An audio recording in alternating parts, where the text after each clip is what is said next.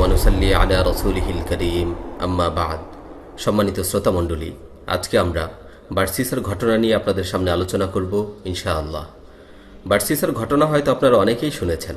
বার্সিসা ছিল বনি ইসরাইলের একজন প্রখ্যাত আবেদ ও ধর্মযাজক। তার নিজস্ব উপাসনালয় ছিল। সে তার উপাসনালয়ে সর্বদা ইবাদতে মশগুল থাকত। বর্ণিত আছে, সে তার উপাসনালয়ে ৭০ বছর যাবৎ ইবাদতে মশগুল ছিল। তার সময়ে তার মতো একজন আবেদ খুঁজে পাওয়া বড়ই দুষ্কর ব্যাপার ছিল। একবার বনি ইসরাইলের ৩ সহোদর জিহাদে যাওয়ার ইচ্ছা করল, কিন্তু বিপত্তি দেখা দিল তাদের একমাত্র বোনটিকে নিয়ে। তারা বুঝতে পারছিল না যে তারা তাদের আদরের বোনটিকে কোথায় রেখে যাবে। তাই তারা সকলকে জিজ্ঞেস করতে লাগলো, আমরা আমাদের বোনটিকে কোথায় রেখে যেতে পারি? তখন তারা সকলেই বলল, আমরা তোমাদের বোনকে রেখে যাওয়ার মতো নিরাপদ কোনো জায়গা দেখছি না, তবে আমাদের কাছে মনে হচ্ছে তোমরা তোমাদের বোনকে বার্সিসার কাছে রেখে যেতে পারো, কেননা সেই হচ্ছে আমাদের মাঝে সবচাইতে বিশ্বস্ত ব্যক্তি।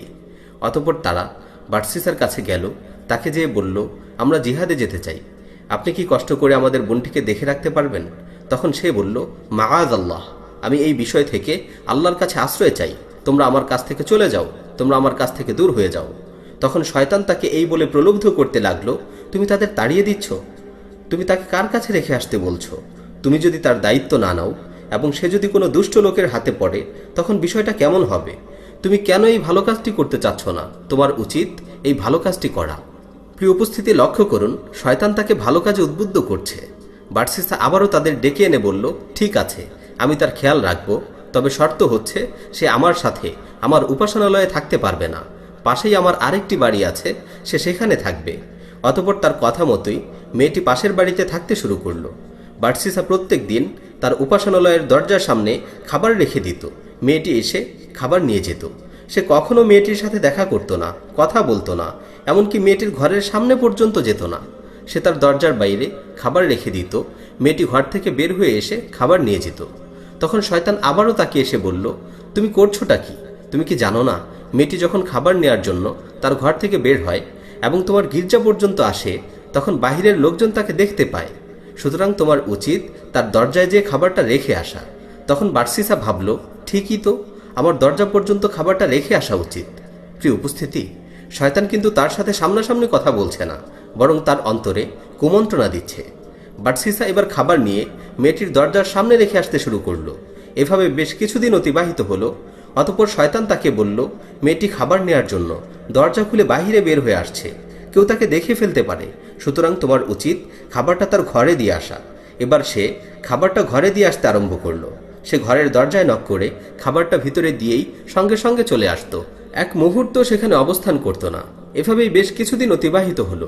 অতঃপর শয়তান তাকে আবারও বলল, তুমি কেমন মানুষ? মেয়েটি সারাদিন ঘরে আবদ্ধ হয়ে থাকে, তুমি তার খোঁজ খবরও নাও না, তার সাথে কথা বলো না, আর তুমি ছাড়া তো তার দেখাশোনা করার মতো কেউ নেই। সুতরাং তোমার উচিত সামাজিকতা বজায় রেখে চলা, তার সাথে কথা বলা, দূর থেকে হলেও তার খোঁজ খবর নেয়া।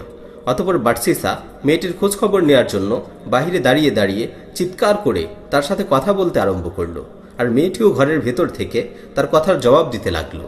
এভাবে কিছুদিন অতিবাহিত হওয়ার পর শয়তান তাকে এসে বলল, কেন তুমি বাহিরে দাঁড়িয়ে দাঁড়িয়ে চেঁচামেচি করে কথা বলছো?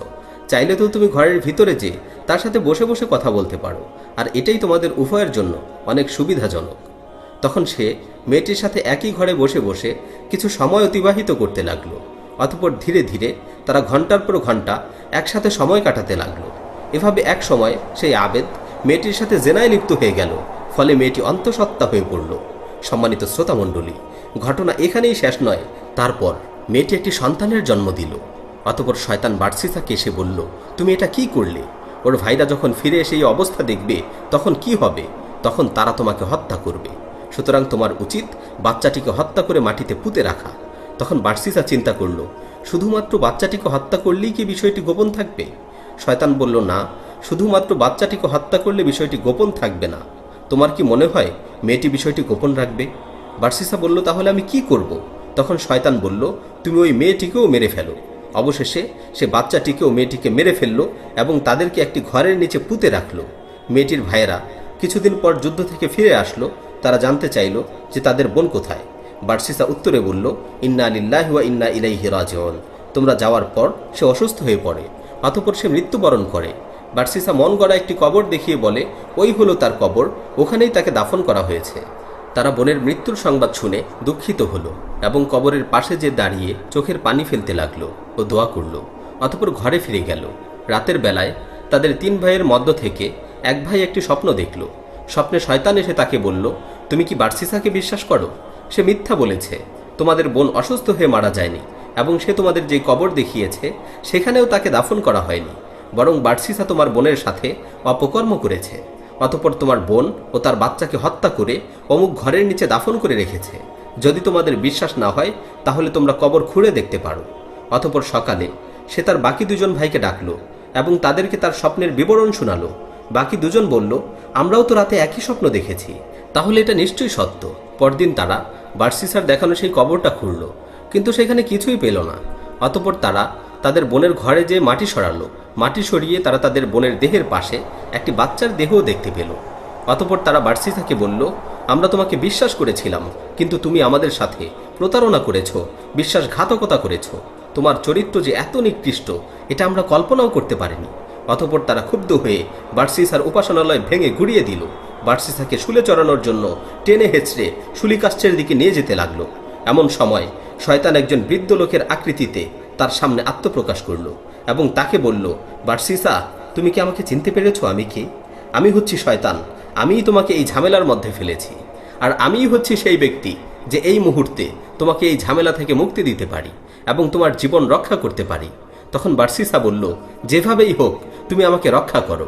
শয়তান বলল, ঠিক আছে, আমি তোমাকে রক্ষা করব, তবে তোমার একটি কাজ করতে হবে। তুমি আমাকে মাত্র একবারের জন্য একটি সেজদা করবে। বার্সিসা শয়তানকে সেজদা করল। অতঃপর শয়তান বলল, আমি তোমাকে ধোঁকা দিয়েছি, তোমার সাথে আমার কোনো সম্পর্ক নেই, আমি তোমার থেকে মুক্ত। শয়তানের এই কাজের বাস্তব উদাহরণ আল্লাহ তাআলা পবিত্র কালামে মাজিদে তুলে ধরেছেন। আল্লাহ তাআলা বলছেন, কামাথালিশ শাইতানি ইয ক্বালা লিল ইনসানি কফুর ফালাম্মা কাফারা ক্বালা ইন্নী বারীউম মিনকা ইন্নী আখাফুল্লাহ রাব্বাল আলামিন। তারা শয়তানের মতো।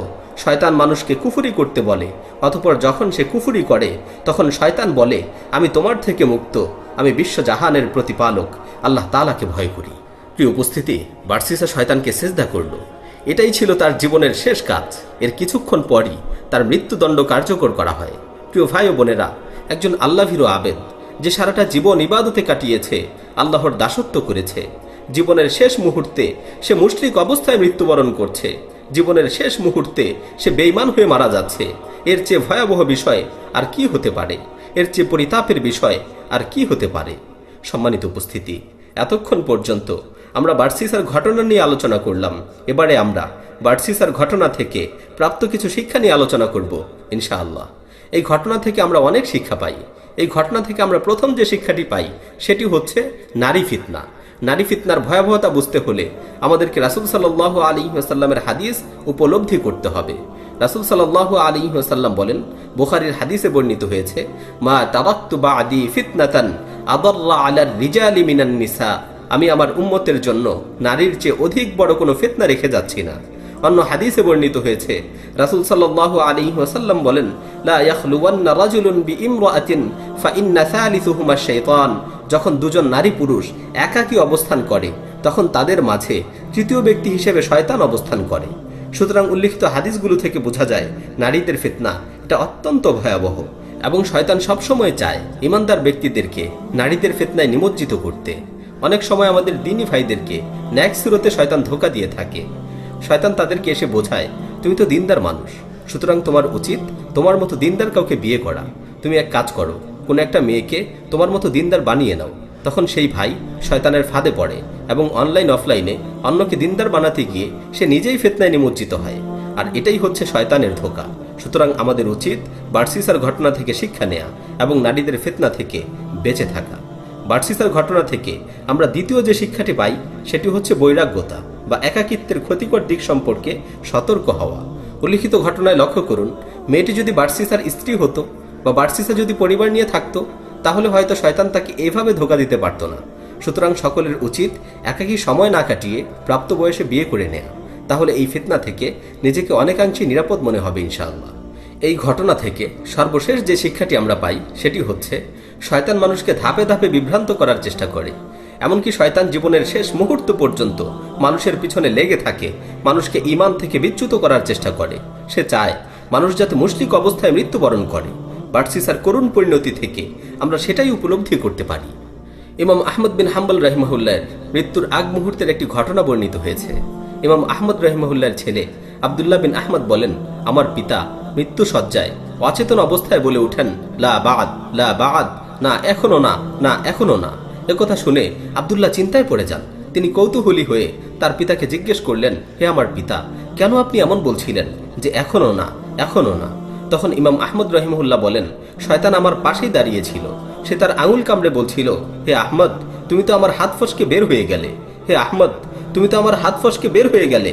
তখন আমি বললাম, না এখনো না, যতক্ষণ না পর্যন্ত আমি মারা যাচ্ছি। তোমার আর আমার যুদ্ধ এখনো চলছে। যখন আমি মারা যাব, একমাত্র তখনই আমি তোমার হাত থেকে রক্ষা পাবো। প্রিয় উপস্থিতি, এই ছিল ইমাম আহমদ রহিমাহুল্লাহের মৃত্যুর পূর্ব অবস্থা। তারা মৃত্যুর আগ মুহূর্তেও শয়তানের ফিতনা থেকে নিজেদের নিরাপদ ভাবতেন না এবং তারা শয়তানের চক্রান্তের ব্যাপারে সজাগ দৃষ্টি রাখতেন। সুতরাং আমাদের উচিত জীবনের শেষ মুহূর্ত পর্যন্ত শয়তানের চক্রান্ত থেকে সজাগ থাকা। আল্লাহ সুবহানাহু ওয়া তাআলা যেন আমাদেরকে বার্সিসার ঘটনাটি থেকে শিক্ষা গ্রহণের তৌফিক দান করেন। আমিন। ওয়া আখির দাওয়ানা আনিল হামদুলিল্লাহি রাব্বিল আলামিন।